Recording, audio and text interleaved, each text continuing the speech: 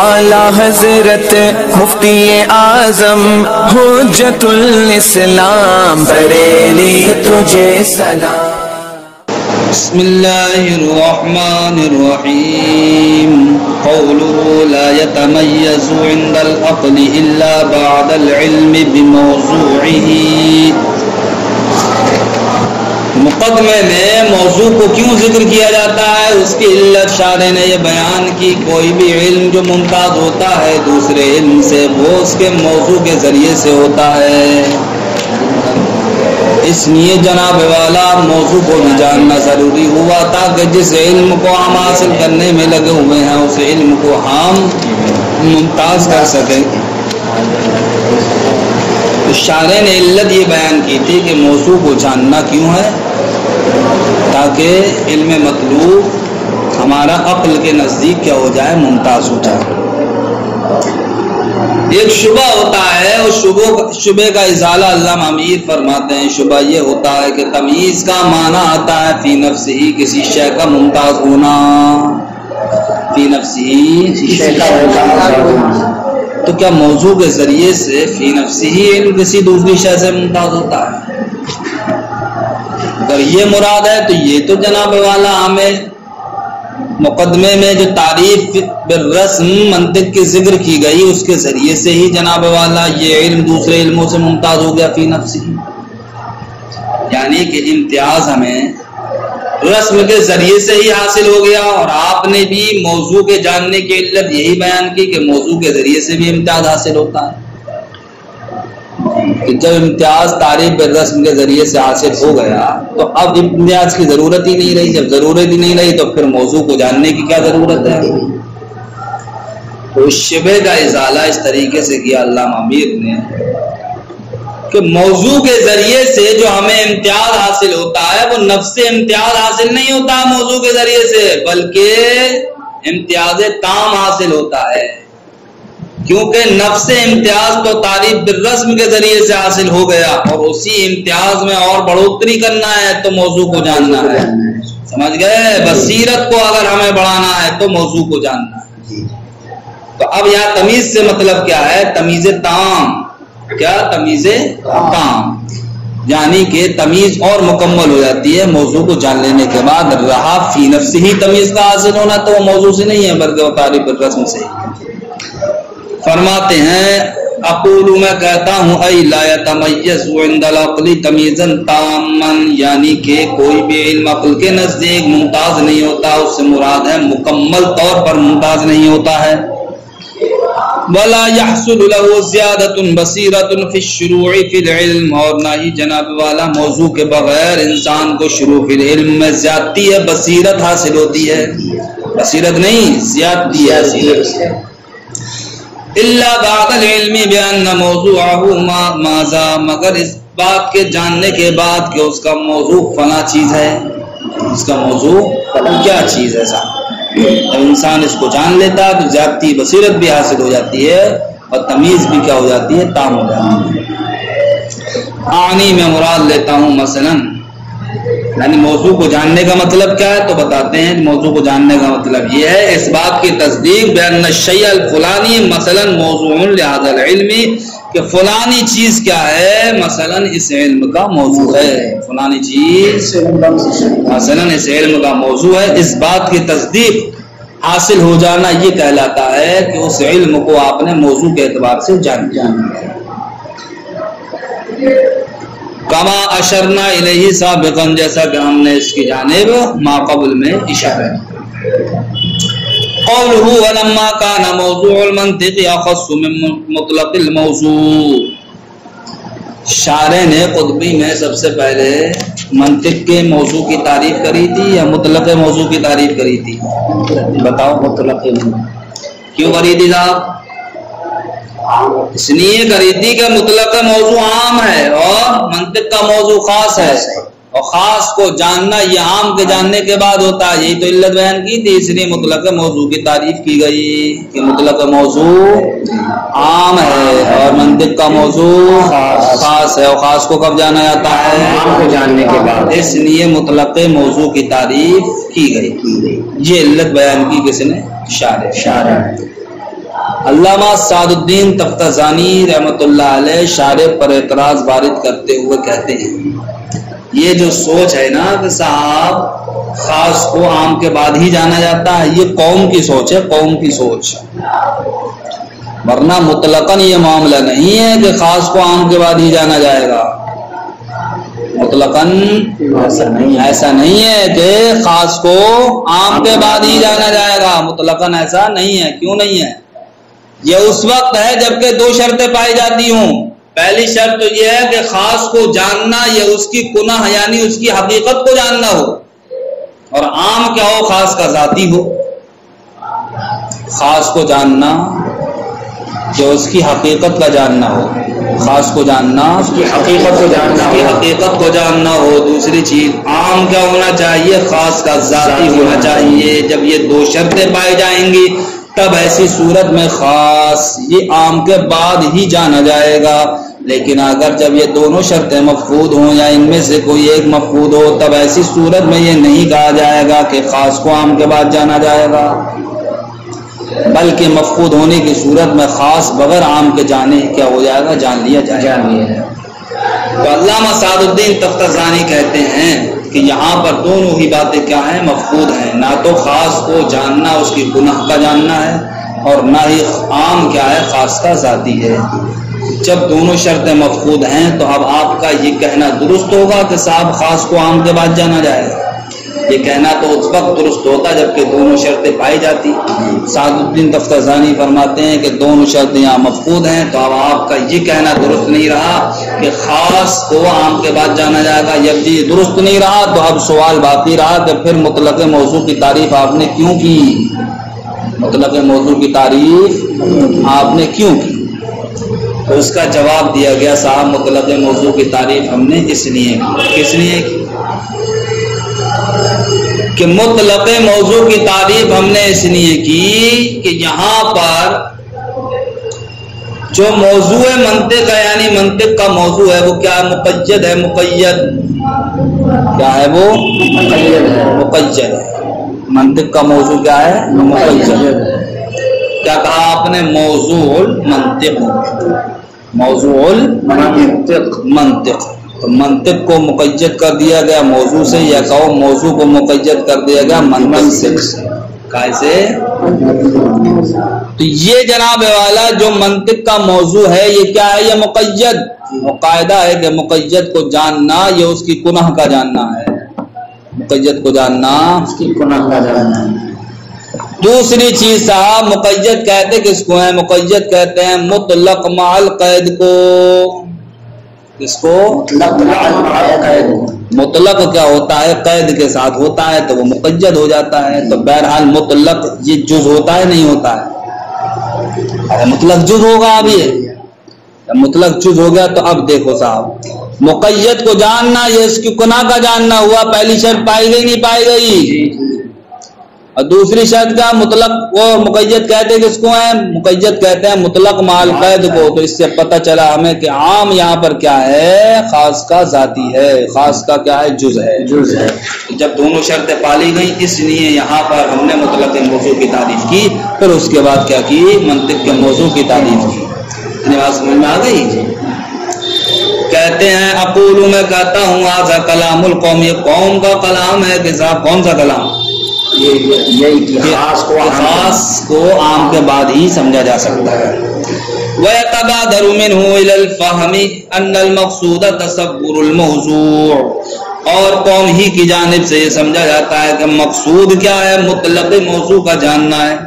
فَلِذَلِكَ اُعْتُرِضَ عَلَيْهِ، اسی وجہ سے اب ان پر اعتراض کیا گیا ہے بِأَنَّ الْعِلْمَ بِالْخَاصِ، وہیں طور پہ خاص کا جاننا مسبوق یہ بعد میں ہے بِالْعِلْمِ بِالْعَام، عام کے جاننے کے بعد۔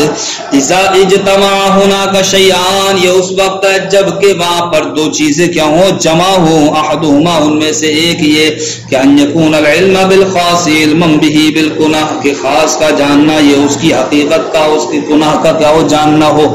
ثانیہما، دوسری شرط یہ ہے کہ ان یکون العام ذاتیا للخاص، کہ عام کیا ہو، یہ خاص کا ذاتی ہو۔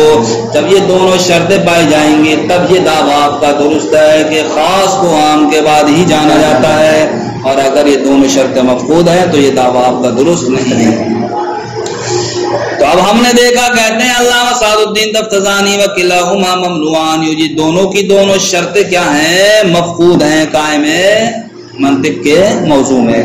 جناب والا آپ نے جو مطلق موضوع کی تعریف کی ہے اس میں یہ دونوں کی دونوں کیا شرطیں مفقود ہیں۔ فی صورت النزاع مذکورہ، یعنی جھگڑے کی صورت میں۔ تو جب مفقود ہیں تو پھر سوال اپنی جگہ پر قائم ہے کہ مطلق موضوع کی تعریف کیوں کی گئی؟ وہ اجیب عن ذالک، اسی کا جواب دیا گیا بأن الخاص ہاہنا، بہی طور کے خاص یہاں پر کیا ہے؟ اعنی موضوع المنطقی، میں مراد دیتا ہوں وہ کیا ہے؟ منطق کا موضوع۔ مقید، وہ کیا ہے؟ مقید ہے صاحب۔ والعام، اور عام میں مراد لیتا ہوں موضوع العلم مطلق، علم کا موضوع مطلق۔ ولا يتصور معرفت المقید، اور مقید کی معرفت نہیں ہوگی الا بعد معرفت المطلق، مگر مطلق کی معرفت کے بعد، وانضمامہ، اور اس کے الزمام کو کہ جس کی جانب کیا کیا گیا ہے اس کو مقید کیا گیا ہے، یعنی کہ مطلق کو جس کی جانب کیا کیا گیا ہے؟ مقید کیا گیا ہے۔ ان دونوں کی معرفت کے بعد کس کی معرفت حاصل ہوگی؟ مقید کی۔ یعنی کہ جب کسی مطلق شے کو کسی کے ساتھ مقید کر دیا گیا تو اب مقید چیز کو آپ اسی وقت جان سکتے ہیں جبکہ عام کو آپ جانیں، جبکہ آپ عام کو کیا کریں؟ جانیں۔ دونوں کا ترجمہ ایک ہی ہے، بس لفظ بدل گئے ہیں۔ اللہ بعد معرفت المطلق، مگر مطلق کی معرفت کے بعد، وانضمامہ، اور اس کے انضمام کو جان لینے کے بعد کہ جس کے ساتھ اس کو مقید کیا گیا ہے۔ تو انضمام سے مراد بھی یہاں پر وہی شے مطلق ہے، وہی کیا ہے؟ شے مطلق ہے۔ بہرحال اس دونوں عبارت کے ذریعے سے جواب یوں دیا گیا کہ مقید، یہاں پر منطق کے موضوع کا جاننا یہ کیا ہے؟ مقید کو جاننا ہے، اور مقید کو جاننا یہ کیا کہلاتا ہے؟ اس کی ذات کا جاننا ہوتا ہے۔ مقید کو جاننا یہ اس کی ذات کو جاننا ہوتا ہے، ٹھیک۔ اور دوسری بات آپ کیا کہیں گے کہ مقید کہتے کس کو ہیں؟ مقید کہتے ہیں مطلق مع القید کو، مطلق۔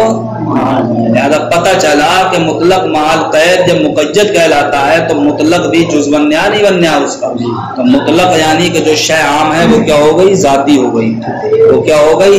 جز ہو گئی۔ تو اب دونوں شرطیں یہاں پر پائی جائیں گی کہ یہاں پر خاص کا جاننا یہ اس کی گناہ کا بھی جاننا ہو گیا، اور دوسری شرط عام کیا ہو گیا؟ یہ خاص کے لیے ذاتی بھی ہو گیا، اس لیے کائے کی تعریف کی گئی؟ مطلق موضوع کی تعریف کی گئی۔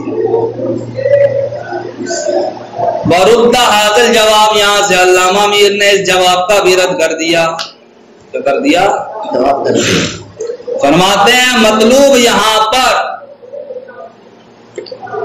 منطق کے موضوع کی تعریف نہیں ہے،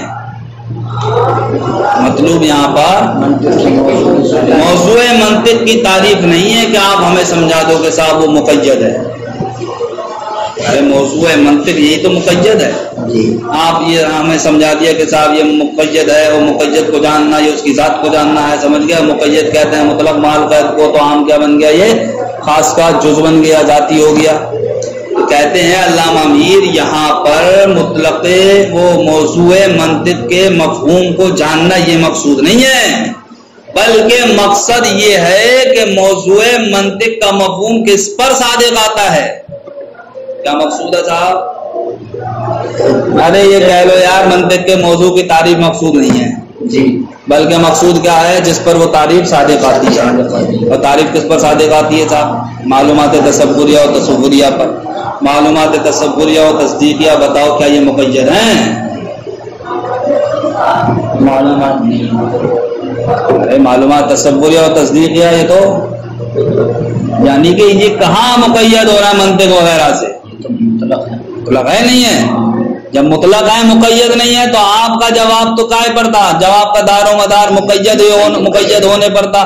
تو مقید ہونے والی شے تو وہ کیا ہے؟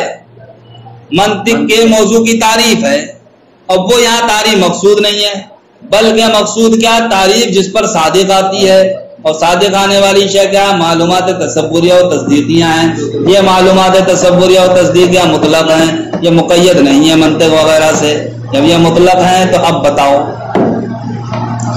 اب آپ یہ کہو گے کہ صاحب مطلق موضوع کی تعریف اس لیے کی گئی کہ صاحب کیا مقید کو جاننے کے بعد یعنی کہ خاص کا جاننا یا عام کو جاننے کے بعد ہوگا، اس لیے کہ یہاں دونوں شرطیں پائی جا رہی ہیں، تو اب تو دونوں شرطیں کیا ہو گئی؟ مفقود ہو گئی۔ اس لیے کہ جس پر منطق کے موضوع کی تعریف صادق آتی ہے وہ جب مقید نہیں رہا، جب مقید نہیں رہا تو اب اس کو جاننا یہ جناب والا اس کی حقیقت کو جاننا نہیں ہوا، اور نہ ہی اب آپ یہ کہیں گے کہ مقید مطلق مال قید کو کہتے ہیں، جس کی وجہ سے آپ عام کو کیا بنا رہے تھے؟ خاص کا جز بنا رہے تھے۔ دونوں باتیں مفقود ہو گئی صاحب۔ تو اب آپ یہ کہیں گے کہ ما صدق علیہ مراد ہے، یہاں پر کیا مراد ہے صاحب؟ ٹھیک، جب ما صدق علیہ آپ نے مراد لے لیا تو اس اعتبار سے اب سوال اپنی جگہ پھر قائم ہے کہ مطلق موضوع کی تعریف کیوں کی گئی؟ سمجھ گئے؟ تو علامہ امیر اب خود ہی دو شاخائیں نکالیں گے۔ ایک شاخ نکل کے یہ آئے گی کہ صاحب اگر ہم مراد لیں موضوع منطق سے اس کی تعریف، تو اس اعتبار سے تو مطلق موضوع کی تعریف کرنا درست ہے، اور اگر ہم موضوع منطق کی اگر ہم مراد لیں موضوع منطق کی تعریف کا مصداق یعنی کہ جس پر وہ صادق آتی ہے، اس اعتبار سے مطلق موضوع کی تعریف کرنا درست نہیں ہے۔ وہی بھی دو راستہ ہے۔ کیا ہم مراد لیں؟ اگر صاحب موضوع منطق کی تعریف ہم مراد لیتے ہیں تو اس اعتبار سے تو جناب والا پہلے مطلق موضوع کی تعریف کرنا ہوگی، لیکن اگر ہم ما صدق علیہ مراد لیتے ہیں کہ جس پر موضوع منطق کی تعریف صادق آتی ہے، تو اس اعتبار سے اب مطلق موضوع کو جاننے کی ضرورت نہیں ہے۔ ٹھیک، تو جب آپ جو شک اختیار کرو گے اس شک کے اعتبار سے کیا ہوگی؟ گفتگو ہوگی، لہذا ایک جہت سے مطلق موضوع کی تعریف کو جاننا درست بھی ہے اور ایک جہت سے کیا ہے؟ غیر درست ہے۔ فرماتے ہیں ورد حاضر جواب کا رد کیا گیا ہے بین المطلوب ہونا بہی طور کے مطلوب یہاں پر لیسا تصور و مفہوم موضوع المنطقی، منطق کے موضوع کے مفہوم کا جاننا نہیں ہے، حتی یصح توقفہ علی معرفت مفہوم الموضوع، یہاں تک کہ صحیح ہو جائے اس کا موقف ہونا مطلق موضوع کی تعریف کی معرفت پر، بل المطلوب بلکہ مطلوب کیا ہے؟ معرفت ما صدق علیہ مفہوم موضوع المنطقی، کہ جس پر منطق کے موضوع کا مفہوم صادق آتا ہے یہ مطلوب ہے، اور وہ کیا ہے؟ جیسے کہ معلومات تصوریہ اور تصدیقیہ ولیس ذالک مقیدا، اور یہ معلومات تصوریہ اور تصدیقیہ مقید نہیں ہے۔ یہ مقید نہیں ہے تو آپ کے جواب کا دار و مدار تو مقید ہی پر تھا نا جی، تو وہ جواب ختم ہو گیا، فسقط ما ذکرتم، تو وہ ساقط ہو گیا جس کو آپ نے ذکر کیا جواب کے طور پر۔ بل الحق، اب یہاں سے اپنی جانب سے جواب دے دیا، بلکہ حق یہ ہے کہ انہ لما کان المقصود والتصدیق بان الشیء الفلانی موضوع للمنطق، کہ جب مقصود کیا ہے؟ اس بات کی تصدیق ہے کہ فلانی شے منطق کا موضوع ہے، بذالک لا یمکن الا بعد معرفت مفہوم الموضوع، اور یہ ممکن نہیں ہوگا مگر کب؟ جبکہ مفہوم موضوع کی معرفت کیا ہو جائے؟ حاصل ہو جائے، مفہوم موضوع کی معرفت حاصل ہو جائے۔ کیوں؟ لأنہ وقع محمولا فی هذا التصدیق، اس لیے کہ اس تصدیق میں، تصدیق کیا ہے؟ بأن الشیء الفلانی موضوع للمنطق، یہ تصدیق ہے نہیں ہے پوری، بأن الشیء الفلانی یہ کیا بن گیا؟ موضوع، اور موضوع للمنطق یہ کیا بن گیا؟ محمول۔ تو کہتے ہیں جب تصدیق ہے تو تصدیق کا حصول کب ہوگا؟ جبکہ آپ موضوع اور محمول کو جان لیں گے، موضوع اور محمول کو جان لینے کے بعد تصدیق کا کیا ہوتا ہے؟ حصول ہوتا ہے۔ تو اس تصدیق میں بہی طور کے فلاں شے کیا منطق کا موضوع ہے، تو موضوع المنطق یہ کیا بن گیا؟ محمول بن گیا نہیں گیا؟ تو اب آپ کو یہ تصدیق کب حاصل ہوگی؟ جبکہ آپ محمول کو بھی جان لیں گے موضوع کو جان لینے کے ساتھ ساتھ، اور یہاں پر موضوع المنطق جو محمول ہے اس کو آپ کب جانیں گے؟ جبکہ آپ مطلق کو جانیں تب آپ مقید کو جان سکتے ہیں، تب آپ مقید کو جان سکتے ہیں۔ تو بہرحال یہ انداز بدل گیا، مطلب یہ ہے کہ جب موضوع منطق کی تعریف مقصود ہوگی تو اس وقت مطلق موضوع کو جاننا ضروری ہوگا، اور جب ما صدق علیہ مقصود ہوگا تو اس وقت مطلق موضوع کو جاننا ضروری نہیں ہوگا۔ اللہ بعد معرفت مفہوم الموضوع، مگر جناب والا مفہوم موضوع کی معرفت کے بعد، لأنہ اس لیے کہ وقع محمولا فی ھذا التصدیق، کہ یہاں پر یعنی کہ موضوع خاص یہ محمول واقع ہوا ہے اس تصدیق میں، یا مطلق موضوع کہہ لو کہ مطلق موضوع اس تصدیق میں محمول واقع ہوا، ففسر ہو اولا، اسی کی مصنف نے اولا کیا کی تفسیر کی۔ والحاصل ان المطلوبہ، حاصل کلام یہ ہے کہ مطلوب اس مقام میں لوکانہ تصور ما صدق علیہ مفہوم موضوع المنطقی، اگر وہ تعریف دی جائے کہ جس پر منطق کے موضوع کا مفہوم کیا آتا صادق آتا ہے، یا یہ کہہ لو لوکانہ تصور ما صدق علیہ، اگر مقصود کیا ہو کہ جس پر منطق کے موضوع کے مفہوم کی تعریف صادق آتی ہے، اگر یہ جاننا مقصود ہو، تصور کا معنی کیا لگا لو جاننا، لم یحتج الی معرفت مفہوم الموضوع اصلا، تو پھر مفہوم موضوع کی معرفت کی بالکل بھی ضرورت نہیں پڑے گی، یعنی کہ مفہوم موضوع سے مراد کیا ہوگا مطلقاً موضوع کو جاننے کی بالکل بھی ضرورت نہیں پڑے گی۔ کیوں؟ لأنہ عارض لہ، اس لیے کہ اس وقت مطلق موضوع یہ کیا ہوگا منطق کے لیے عارض ہوگا، اس کا ذاتی نہیں ہوگا۔ واما اذا کان المطلوب والتصدیق بالموضوعیت، لیکن جب جناب والا مطلوب کیا ہو موضوعیت کی تصدیق ہو، کیا ہو موضوعیت کی تصدیق ہو، احتیج الی بیان مفہوم، تب ایسی صورت میں مطلق موضوع کے جاننے کی کیا پڑے گی ضرورت پڑے گی۔ اب چاہیں جعل فی التصدیق موضوعا، اب اس مطلق موضوع کو آپ نے تصدیق میں موضوع بنایا ہو، وقیلا اور کہا ہو اس طرح موضوع المنطقی ہوا ذا، منطق کا موضوع کیا چیز ہے، تو دیکھو اس تصدیق میں موضوع المنطقی یہ کیا بن گیا موضوع بن گیا، یا او جعل محمولا، یا پھر آپ نے اس کو کیا بنا دیا ہو تصدیق کو، تصدیق میں مطلق موضوع کو محمول بنا دیا ہو اور کہا ہو اس طریقے سے ھذا موضوع المنطقی، یہ کیا ہے منطق کا موضوع ہے۔ بہرحال یہ باتیں تمہارے سمجھ میں آئی ہیں نہیں؟ آخری یہاں سے تھوڑی سی